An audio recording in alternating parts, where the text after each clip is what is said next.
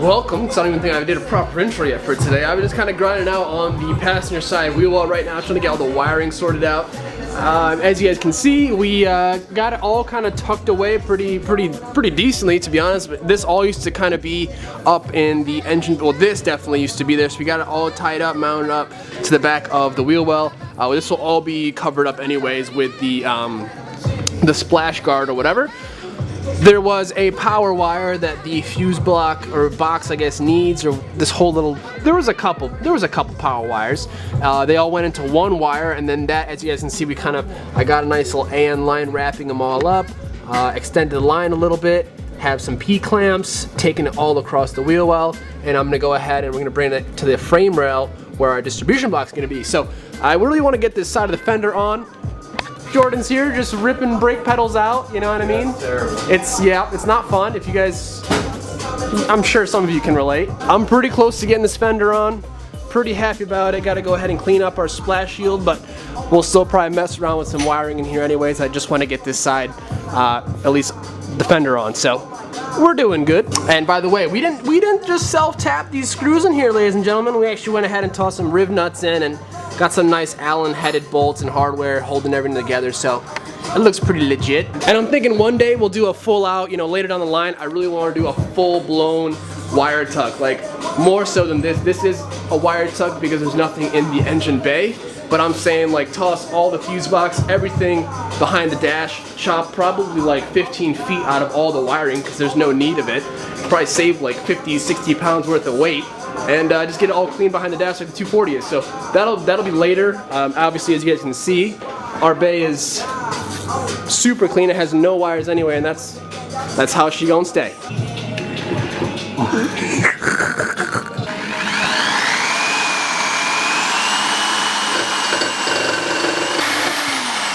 Yahtzee! Hey, first try. I don't even know. I can't even see it. It's got to clean it up a little bit, yeah. Surely.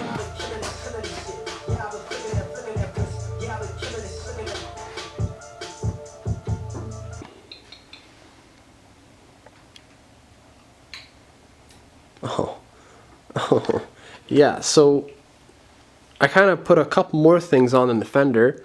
It's not on for good, I just really wanted to see what it's going to look like, especially with the intercooler. Dude, it actually fits perfectly. I don't have to go ahead and cut anything. Like, it's literally perfect. It almost sits a little bit in front of it, so I'm kind of happy about that. So it's going to be a nice crisp line the whole way through. I'm thinking about going ahead and deleting the fog lights. Maybe just going ahead and doing like a little duct. I don't know, I know they make like little carbon fiber inserts. Look really nice, but oh man. Oh man. Yeah, this is insane. So seeing it, well, obviously we got to take it all apart kind of, but little teaser right there. That actually looks way better with the red and white than I thought it would, so I'm actually kind of happy about that. So now that the fronts are on, I want to get this thing on the ground too, by the way. We got to get the rears on, mate. So we're going to go ahead and swap those out real quick. We have a couple boxes to open, this one at least for sure. Install a couple little... You're up. Me? I'm the box? No, mate, there's a box right there. Yeah, let's get the dad wheels off and let's get some nice... What do you want to call these? The Oreos, I forgot. They're ready. One of my wheels? Yeah, no, dude. Those are my wheels? Those are mine. Seeing this car with the wheels now and like the whole front end together just absolutely, it actually blows my mind. Like, it looks insane. It's not fully on the ground right now just because I'm going to be under there tomorrow tack welding some stuff with the transmission bracket, but oh man. Take a look at this, man. Take a look. I mean, we're full like drag car stance up front, but oh my god, dude. It's still like super high up in the rear. I'm not too sure. I guess it just needs to either just roll around and settle down. That's just full monster truck. We're in the air, but oh man. Dude, like it's crazy. It's crazy seeing it all together. And sorry if I'm just sounding annoying or gawking at this thing, but like, I mean, guys, it's only been 34 days since I started. Like, this thing was running with a VG. We did a burnout 34 days ago. And look at us now. This is awesome. I can't get over this. I have a lot of those dress-up bolts coming in the mail pretty soon, well, hopefully soon. That way we can get everything all bolted up, looking nice and clean. The whole car needs a solid detail in and out. Obviously, we're thinking about like ceramic coating or ceramic pearling, whatever you want to call it, the engine bay. I don't know, we'll kind of see, just to keep it clean and easy, you know, just to make it easy, excuse me, to keep clean. We have our brake master, even though the actual reservoir itself is kind of gross, I might do, the reservoir is kind of gross, I don't know, I need to do something about that. Obviously, yes, the brake booster, we got it painted in the same black that the valve cover is. Super stoked on it. Looks great. This whole engine bay is just coming together super nice. Look at that. Just look at this, man. Look at this thing. I can't even see the camera screen. Hopefully it's a cool view up there, but wow. Let's go ahead and open some parts, shall we? All right, so this right here is just from the homie that I actually bought the turbo from. Which is still for sale, by the way. The new one will be here on Tuesday. Today's Sunday. It's Monday when you guys are watching this. But this is just some extra stuff that came with the kit that we kind of just forgot to get going here. So let's see. All right, cool. So here is our 10-pound wastegate spring, because right now I think it's like a 20 or a 17-pound. You know. So here's a 10-pound spring, brand new. And then here we have this guy, which is an intake pipe. There's a lot of bungs on it. I don't know if I like all those bungs. Yeah, I'm not too stoked on all the bungs. I might go ahead and just delete all of them. Check it out, we're putting, actually, I don't know, does Raw Brokerage sell 2JZ parts? Maybe. But they're at least I know them from an RB store. But we'll go ahead and we're gonna rock their dope little purple coupler on this thing. I'm even thinking we just leave it this length and just use it kind of as like a no filter. We'll put maybe like the turbo guard on the end of it, you know, and just kind of run it, dude. Get that full-blown cold air intake, bro. Look at that, just leave it like that. That's pretty badass. I definitely want to go ahead and delete these, so I'm thinking we just shave them, weld them up, and blend them in. I think that's possible. I think Ross can manage that. That's pretty, it looks pretty cool, man. It'd probably just be smart to run a filter, huh? Yeah, I think that's probably gonna be the way to go. All right, got a couple more things that I want to open up real quick. I'm thinking about just going ahead and mocking up the radiator too while we're here. I'm not gonna put it in completely because I still have to go ahead. I have a new crank pulley coming.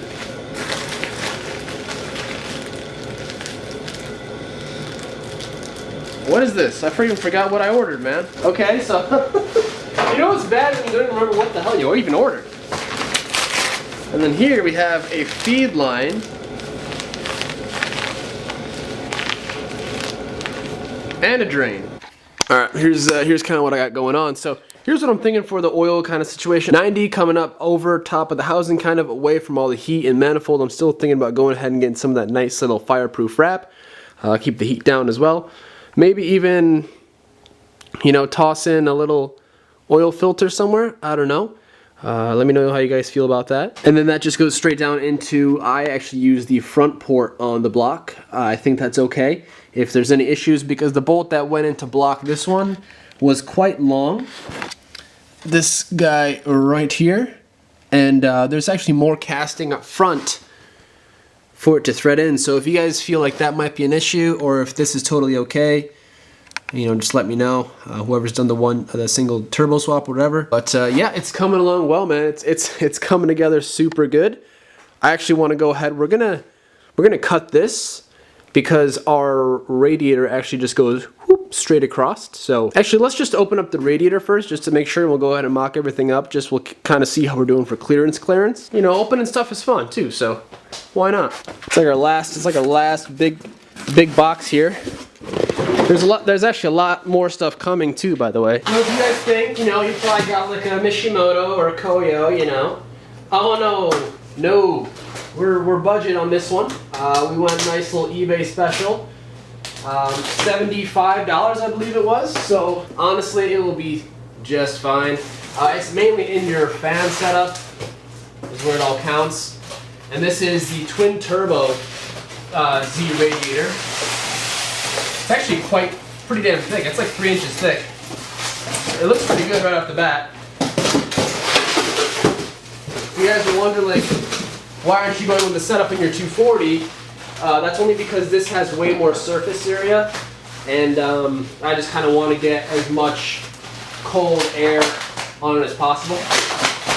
So we just went with this one. That's all. I mean, a radiator's a radiator. I'm going to be honest with you guys. Mishimoto radiators, No hate on Mishimoto, they're good, but you know, it's made in China. So like, that just goes to show you that you really don't need to spend always the big money for a good product. Especially when it comes down to a radiator, in my opinion. But look at this, this is nice, man. This is super thick. Welds look phenomenal. Got a little drain. Let's go. Let's see how much room we got. See if we can put this in real quick. Holy.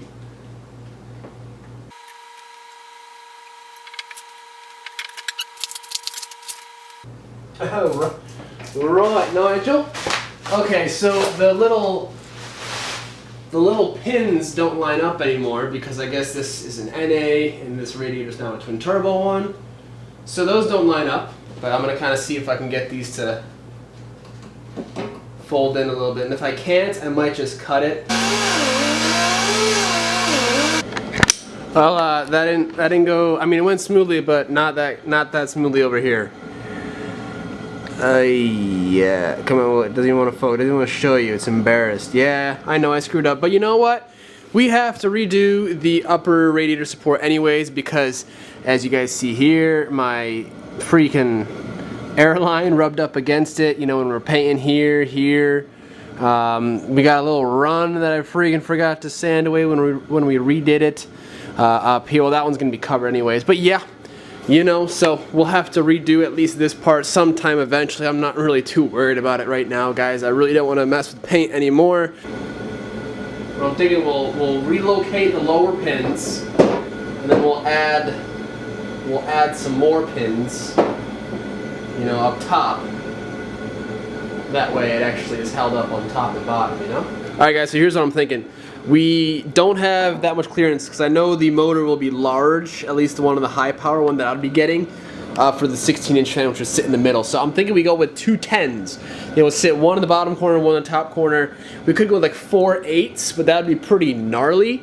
I'll look into our options, but I think the 2 10s would be good. I don't think we can fit 2 12s, but the 2 10s should be okay. They are going to be pusher fans, so they're going to sit in front here because clearly, you know, here's, I guess if you guys are wondering as far as clearance, yeah, there's really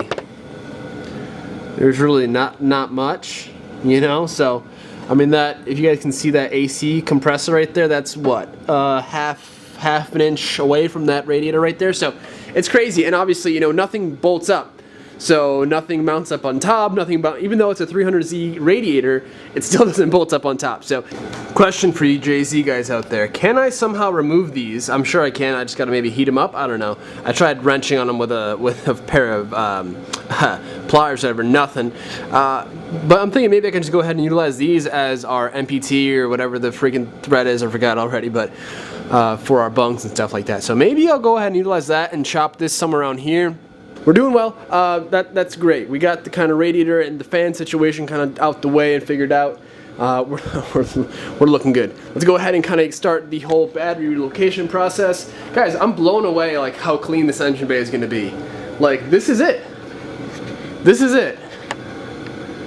You know? Maybe a catch can back there. Damn. Alright guys, so quick little lesson, just very brief on power distribution. If you guys were to go look at your car right now at your battery, you have obviously your positive and negative terminal. Negative is your ground. That just is your black post, your minus cable, your negative. That just goes to the chassis. That's also probably going to maybe tap into your block. Your grounds are very important. You obviously want to make sure your head's grounded, your block's grounded, your chassis, this and that. We'll talk about that. But as far as power, you look on it, and you have your big kind of main thick cable. That wire just goes straight to the starter, okay? Straight to the starter motor.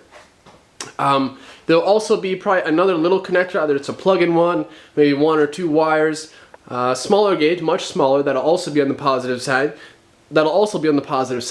And that will be the fuse box power. So that's what powers, like when you turn the key on, your windows, your accessories, that stuff. That's essentially it. So we are moving all of that. We are taking our battery to the back, and the way we're getting the power back up to where it needs to be, especially to the starter, is with one of these, is which we have a distribution block. So we will feed our power from the battery, which we'll go ahead and mount up in the trunk. It's going to be a little bit tricky to get through the back.